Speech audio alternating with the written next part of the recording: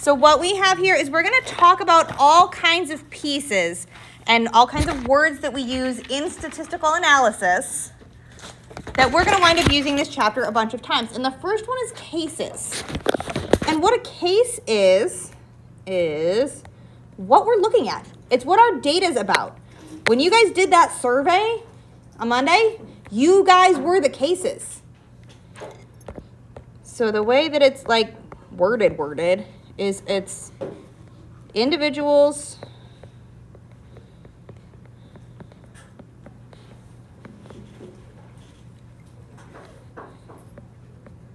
or subjects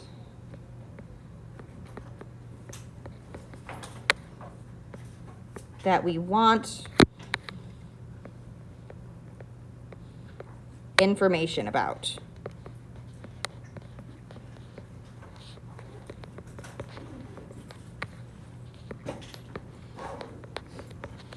So you guys were cases for the Census at Schools survey.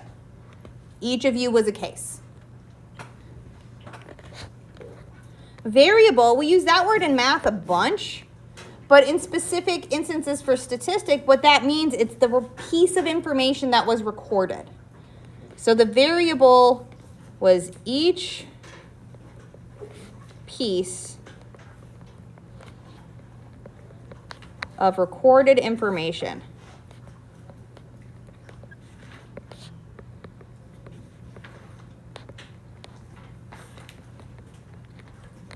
About a case.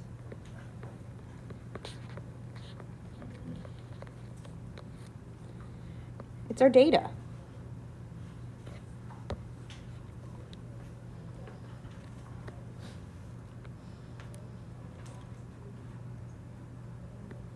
And there's really two different kinds of data that we collect.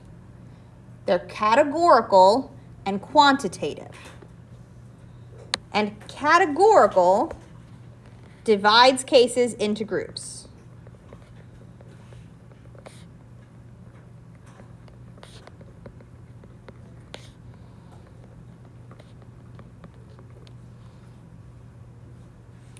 So if we think about the survey that we did, that would be like when we'd have the check boxes. What was our favorite superpower?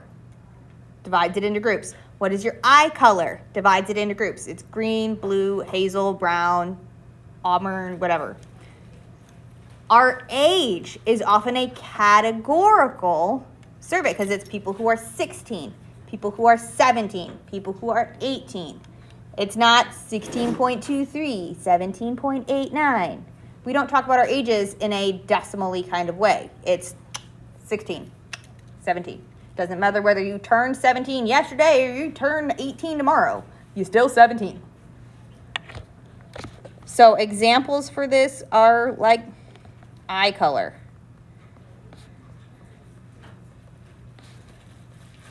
Or age. Oftentimes when you'll do a survey online, it'll have like check boxes if you're between 10 and 20 or 20 and 30 or 30 and 40. It'll have check boxes. So if it can be done as a checkbox or a drop-down list, it's usually a categorical data. So things that are quantitative, you can think of quantitative and quantity, are both number-based. So it's usually things like measurements.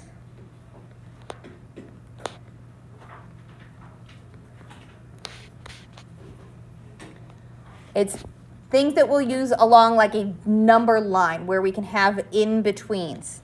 So things like our height that we measured, our arm span,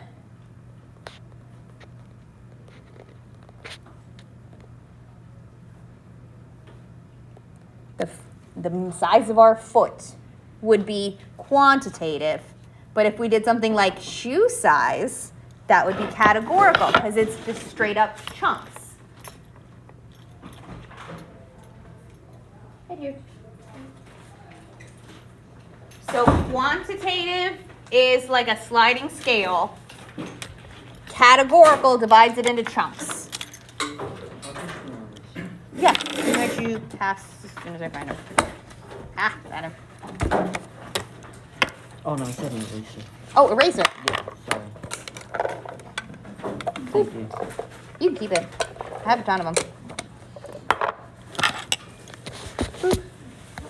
Let's call them old and half deaf. Because I also listen to my headphones too loud.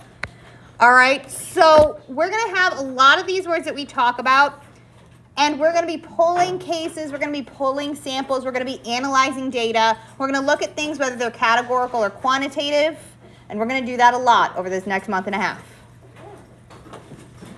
So then we're going to go to that next table down below where we talk about the population and the samples.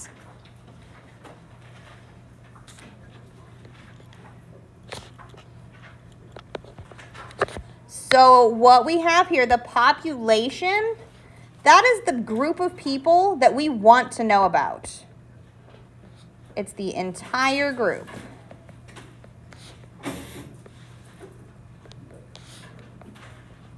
We want to know about.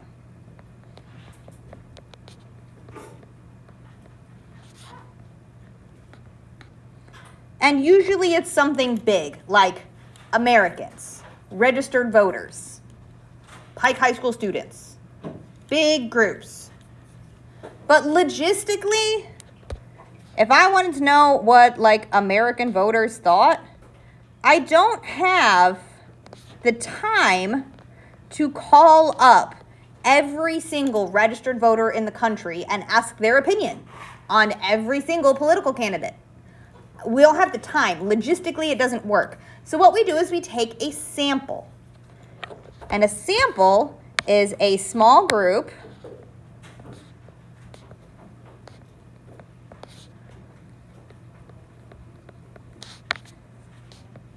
from within the population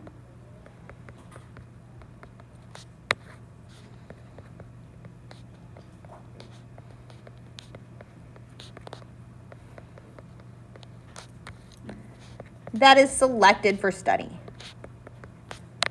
Oop. Damn it.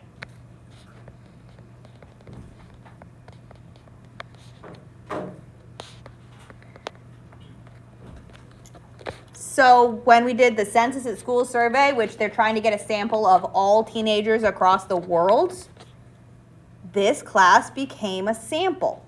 We submitted our data to this worldwide study, and you were a sample.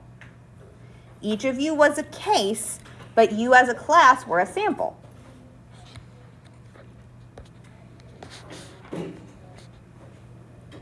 Us. Yes, dear. Yes, sir. For census at school. Yeah, it's done. Otherwise, I'm halfway through a thought, and it will disappear.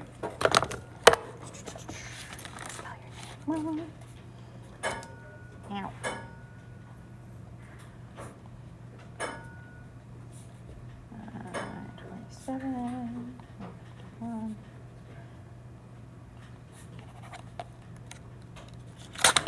Thank you. So we were a sample for the Census at School survey. I'm going to go out of order down here.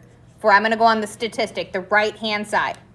What the statistic is, and we hear people talk about statistics all the time. The statistic says this, or our data says this.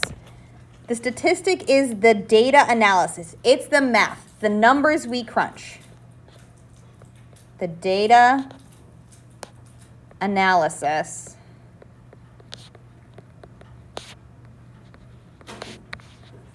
of collected data or collected info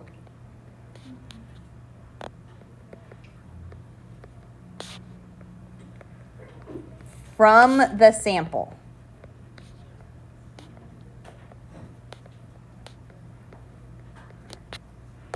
This is calculated.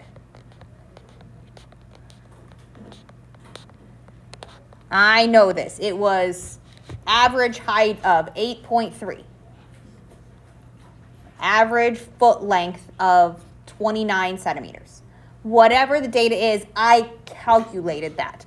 That is our statistic. We know this. Then we have a term here called the parameter. A lot of times people will say statistic when they mean parameter. Because what a parameter is, it is the data for our population. The data is extrapolated, big word,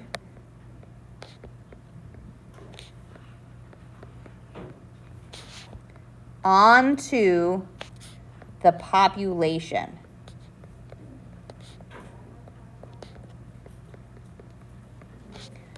This is a guess, an estimate. If I collect the data from my sample, ideally, it's really close to what's true on the population. That's what we want a good sample for. I'm analyzing what these 50 voters think. That's so I can say, all right, all Americans think this. I analyze what you guys think as an opinion here, and I can extrapolate out what Pike High School thinks. I can take a small sample and find a statistic and say that applies to my whole population. So the parameter is when we apply it to the whole population, and you'll hear it in the news wrong a lot of times because they'll say, this latest poll says 50% of Americans in our statistics. It's not a statistic, it's a parameter. Thank y'all. Thank y'all. Okay, so the parameter we are inferring, we are guessing. It is not a true statistic. The statistic is the numbers we crunched. 9 out of 10 dentists.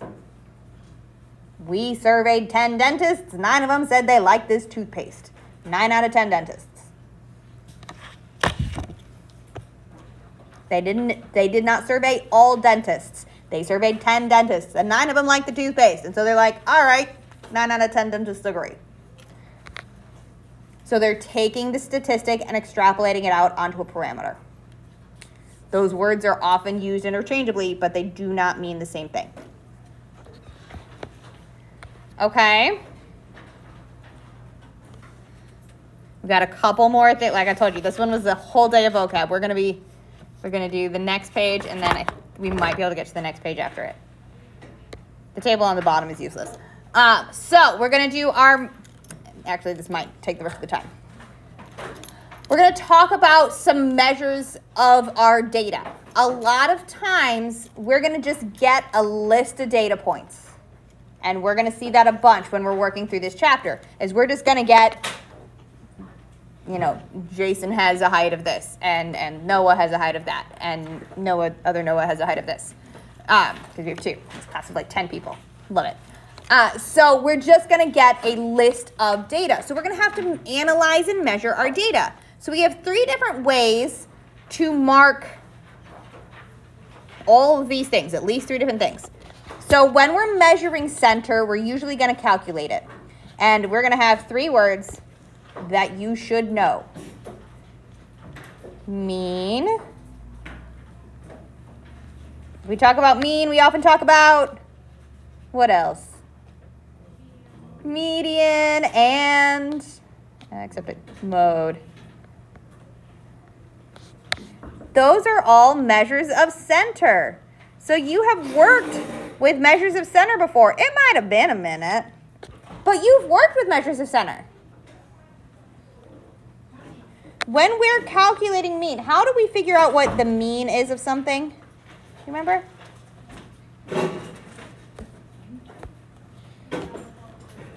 Yeah. You add everything up.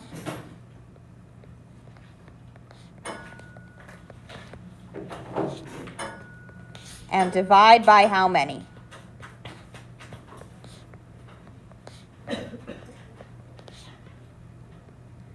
It is also called the average. Those 2 words mean the same thing. That's why I'm putting them in the same color. Mean and average mean the same thing. So the average height, the average speed limit, the average distance traveled.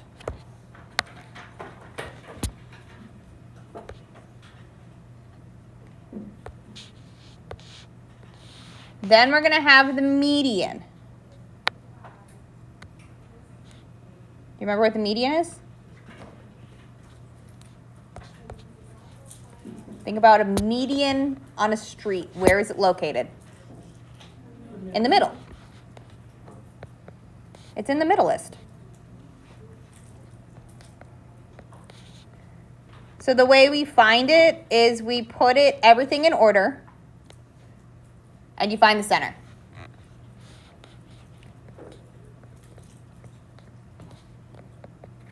Put it in number order or alphabetical order and find the center.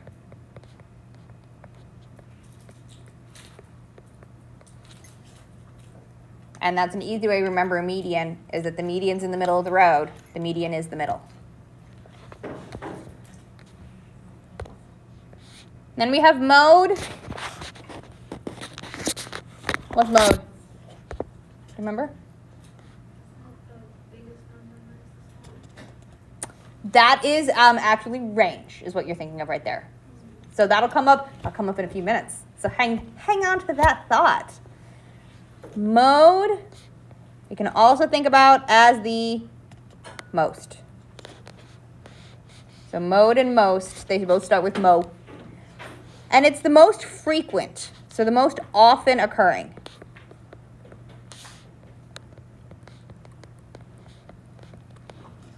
So if we were looking at the mode of ages in this class, it would probably be 17. There's probably more 17-year-olds in here than 18-year-olds, than 14-year-olds. I don't have any. So the most often occurring. So that just tells us about the middle of our data, the center. Other data points we're going to want to talk about is we're going to talk about the spread. How far apart is our data? And that's when we're going to use things like the range, which we already kind of touched on a little bit. And that's that we figure out with our biggest minus smallest.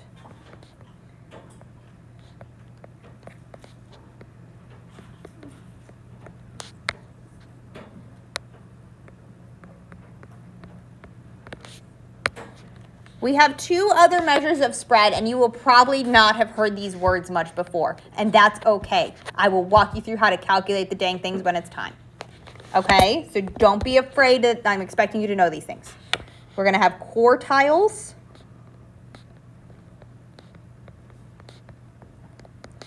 And what quartiles are, you can kind of see a word inside there that's quarters. And that's exactly what it is. We're dividing our data into 4 parts.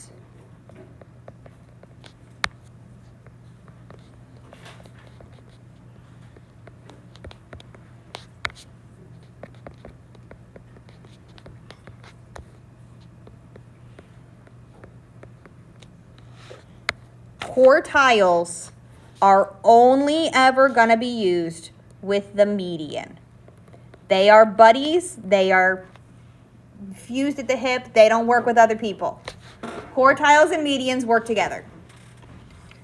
Range works with everybody. He's very universal. Range works with everybody. But quartiles and medians, they are their own little buddies. They will not work with other friends. Quartiles and medians work together.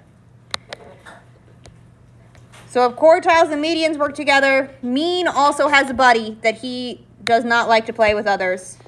And what that is called is standard deviation.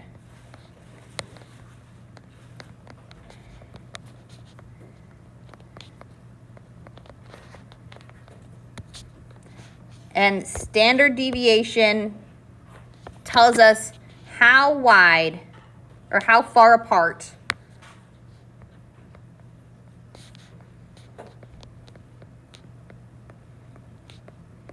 a majority is.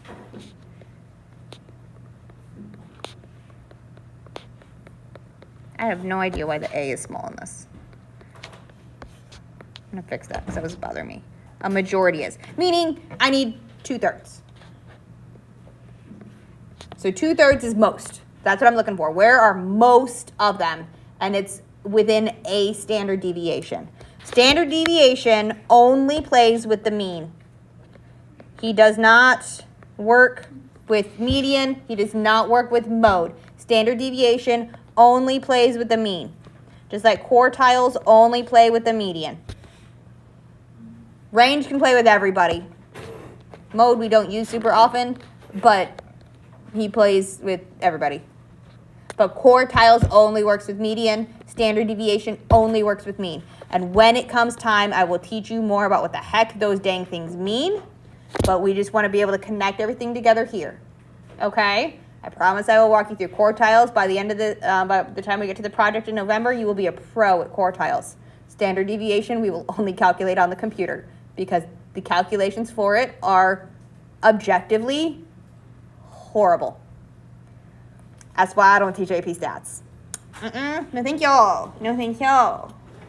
No thank you. They have to do it, and I think they have to do it without a calculator. Gross. Gross. Gross. Okay.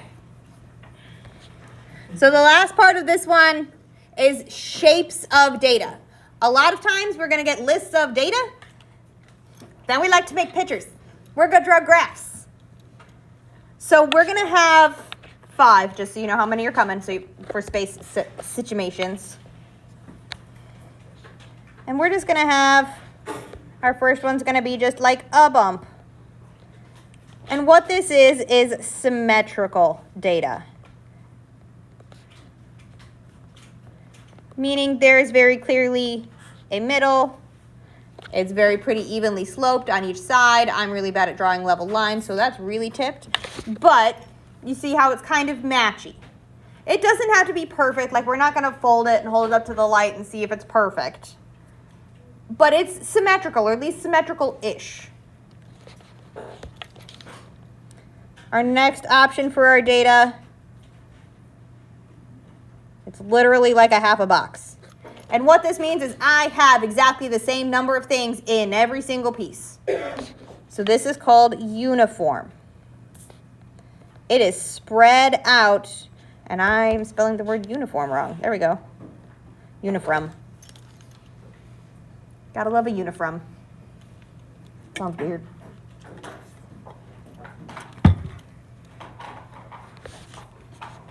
Our next one is probably the weirdest. And what it is called, oh, it's gonna get a different color. Boop, boop. It's got 2 bumps. It is called bimodal.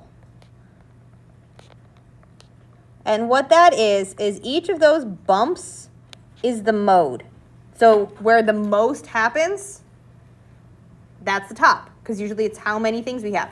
So it is bimodal when it has 2 bumps, like a bicycle, bimodal, 2 pieces.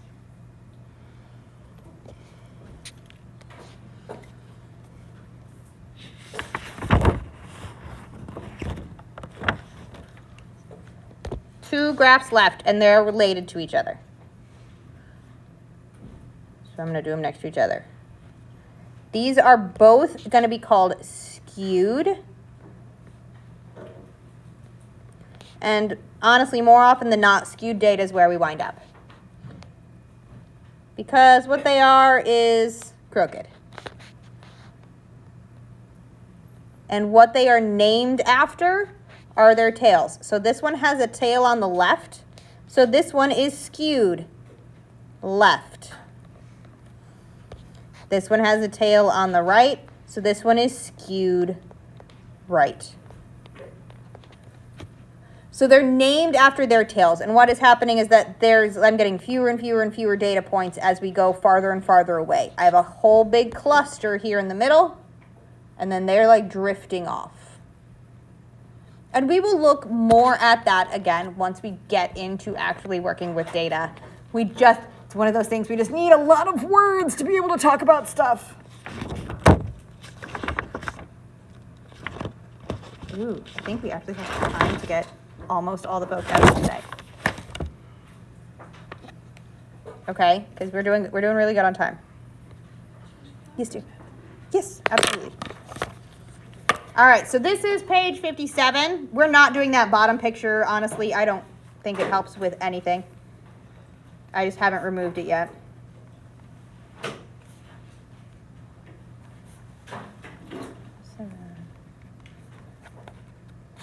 take it with you. All right, so these are our last two, like, lots of words pages. This will be our last bit for today. We'll fill in these two and then we'll be done. And then tomorrow we'll just have a little bit of stuff that we need to, like, be on time with. And what we're going to talk about is we're going to talk about data and when we analyze the data. So on this first one, we're going to talk about something called univariate data. Univariate data. And what univariate data is, it's one variable. Like unicycle has one wheel. One variable. This picture is called a Freyer model, by the way. Each of these boxes is supposed to have a thing. Like it's a definition, and then it's a sample, and then a display. It's one of those things that if you use these a bunch, they totally make sense and really help, but I don't use them for anything other than this page. So when we're looking at one variable, our options for measures are to measure the center and to measure the spread. And we just talked about all of our different ways to measure the center and all of our different ways to measure the spread. So when we're dealing with one variable is when we're going to talk about our mean, our average, our mode, when we're going to talk about our range. We're going to talk about all those things, our quartiles. Those all deal with one variable at a time. Like we'll look at our height, which we will at some point. We'll pull up our data from when we all measured our height. We will analyze our center. We will figure out our spread. We're going to do that in just after fall break.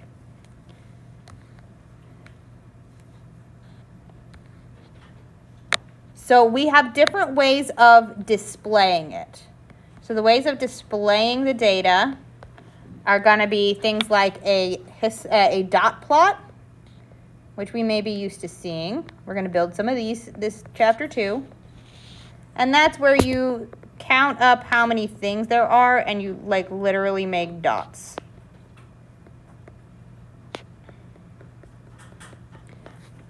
It also sometimes will look like a bar graph, like that also works. We're going to have something like a histogram. More often than not, we're going to work with histograms.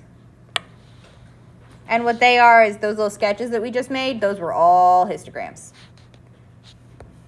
So I'm going to give us a little symmetrical histogram right here. Or we'll do something called a box and whisker. This one shows our quarters. This shows the quartiles.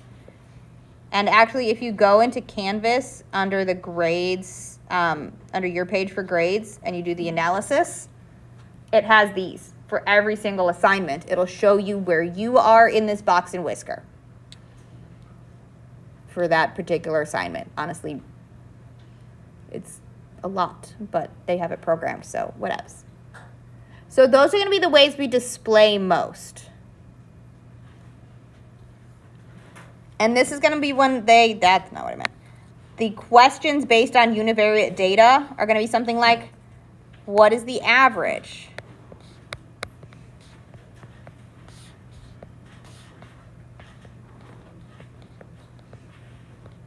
What is the average height? What is the most common eye color? What is the most common birth month? What is the most common thing like that? What is the most? What is the average? How far apart? What is the range?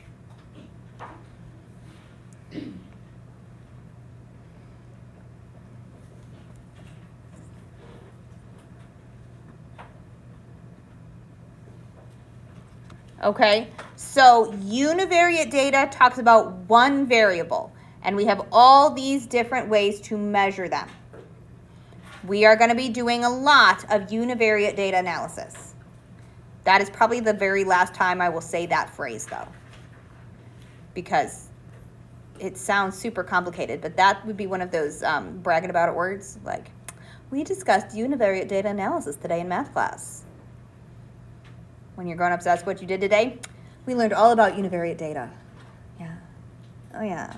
They're going to go, what? I'm like, it's okay. You'll figure it out eventually. Okay, so if we talk about univariate data, next we're going to talk about bivariate data. And this is the last one, I promise. And it's not very long. Bivariate data. Just like we had for bimodal graphs, bicycles, bivariate has two variables.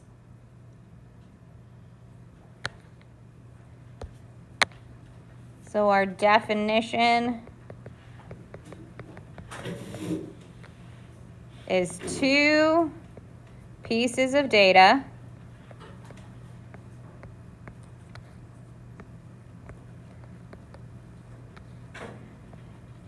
are collected and compared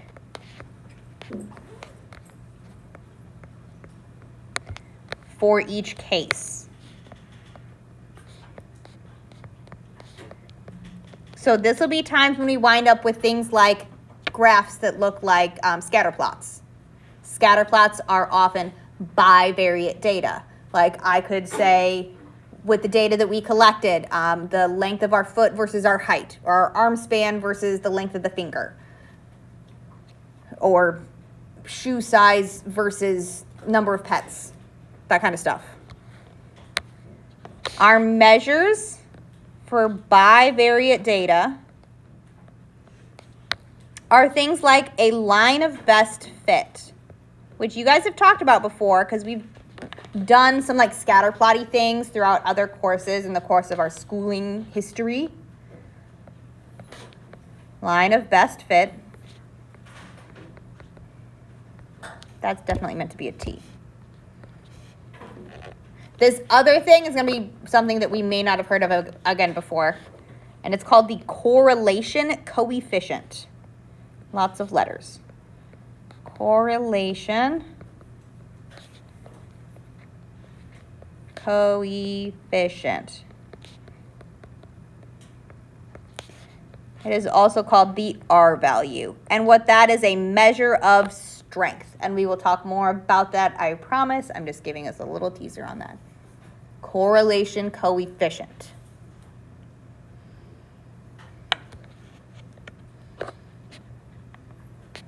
Really, we only have two ways of showing bivariate data. And that are the thing. One of them I talked about already. That's our scatter plot.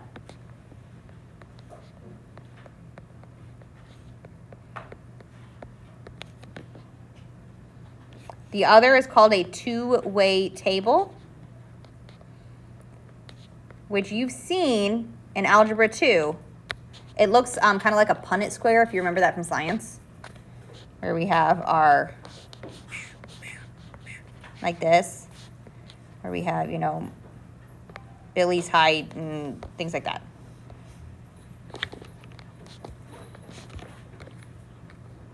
So examples of this are, does arm span have anything to do with height? Our arm span and height related.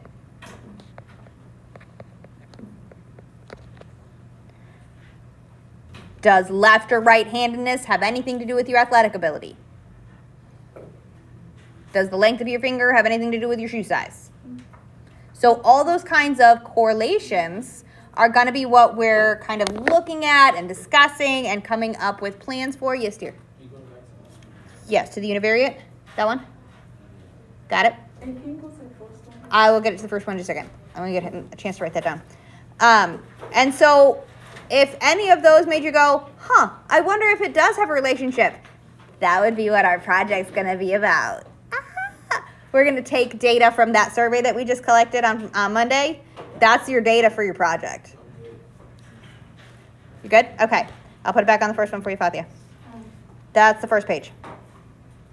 Okay. And so The project I will introduce to you when we get closer. I think I don't even introduce it in October. Okay, so this is a very long chapter. Okay, so I do believe it does have. I think the first homework is actually up, listed for today. We will have time to work on it. I think Thursday. We'll have time in class. Tomorrow is another one where we're going to talk a lot of the time. We will talk most of the time tomorrow. It won't be as much writing, but we're going to talk about when we pull a sample, how we can tell if it's a good sample, how the different ways of collecting samples. So we're going to talk about that kind of stuff, and we're going to play around with that a little bit. So we're going to be working and doing stuff most of the time tomorrow again. So I think we're not really going to have time in class to work on homework until like Thursday, or until like, no, today's Wednesday, until like Friday. But we should have time. But it's also not super long. But you can start on Unit 8, Homework 1, Independent Practice for Variables and Cases. Is the super succinct and totally easy way to say, yes, dear. Second, this one? No, the populations. Populations. Yep, there you go, populations. I will also get the PDF posted probably by about 3:30. I'll get that posted into the Canvas page. Okay, so yeah, I know this is a lot of words. It is not going to be like this the whole time. It's just one of those things. There's a lot of words we need to start having these discussions. But if you flip through the book, most of them are the kind of pages where we got lots of space at the bottom, and we're not going to have a ton of writing in it. But if you look through the book, like for this next chapter, there's very few times when we have like equations. We're not going to be doing a ton of plugging in. It's going to be a lot more logic and a lot more thinking our way through it. I think the first time we actually have equations that we're plugging in is going to be like lesson 4. Like most of the time we're analyzing and looking at words, and it's going to feel a lot more Englishy. Okay? But that's all I have for you today. There are 3 minutes left at the bell. Have a great rest of your day. Happy Wednesday.